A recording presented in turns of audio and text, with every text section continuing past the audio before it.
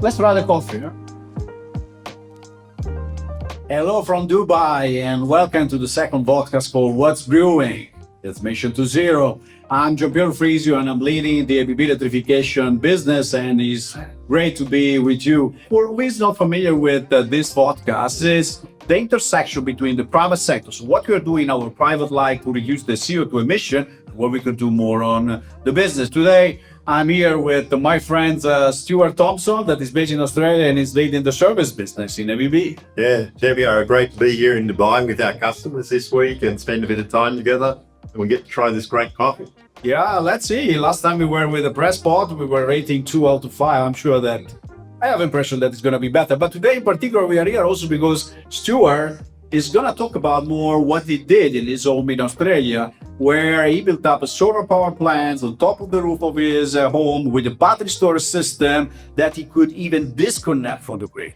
So let's start. Stuart, you have created a solar power plant with battery storage that you can disconnect from the grid, right? Yeah, well, it was a big investment for me personally, but it was a family decision as to how we can contribute to the net zero strategies for the community. So what we did initially was back in 2021, we installed a large amount of solar panels and inverters on the house to try and get us off the grid as much as possible.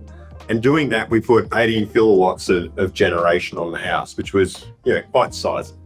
By the time we got to 2023, we realized that there wasn't as much at the right time of day as to when we needed it. And we were looking to buy electric vehicles as part of our own company initiative. And doing that, it made sense to put in battery energy storage as well. So we then put in 40 kilowatt hours of battery energy storage on the house, 2 ABB Terra AC 22 kilowatt chargers, and effectively created a microgrid which enables us at certain times of year to be completely off the grid and fully running the house. Wow. I'm sure that around CO2 emission, there would be a big reduction, but what about from the economic standpoint? Are you be sure that there is a real return and a payoff? From here, you can actually see the data that's being collected at the moment, and nearly 1,400 trees have been saved just from my own personal consumption, and nearly 71 megatons of CO2. So there's that return from a carbon perspective. But when it came to the actual economics, what you're buying electricity at 30 kilowatts an hour, and then you're selling it at 5 cents a kilowatt hour, it made a lot of sense to keep whatever you were storing and then applying it back in the house. And over that time, rebates and systems have come in, pricing changes have happened, and battery energy storage has become a lot more viable. But what about our customers, the big players? Yeah, for our big players and customers, as you know, any kind of downtime in their operation costs them a lot of money. Anywhere from $250,000 a day to millions of dollars, right?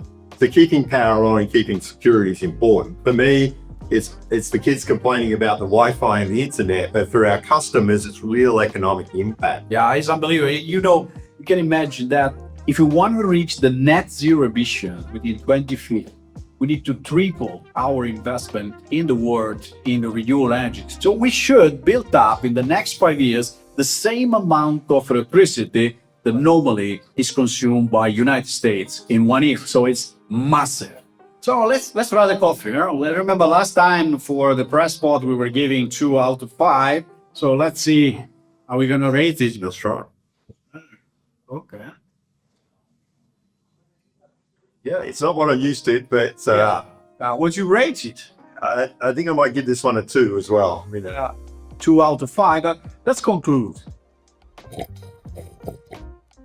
What do you think that is the biggest suggestion you could give to our viewers? It doesn't all have to be at once. You can start an investment and then scale it up to reach your net zero targets. Everybody can contribute. We contributed from our home. You can contribute from your plant or your business. Don't wait on the utility necessarily to make the changes. And it's a really good feeling.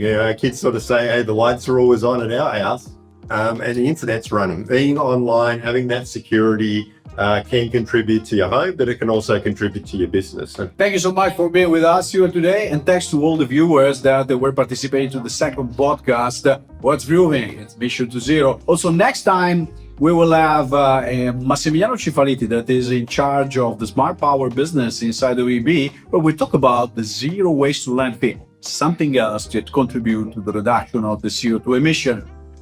Keep in touch, and I wish you a great day, and I hope that you have had a good coffee with us.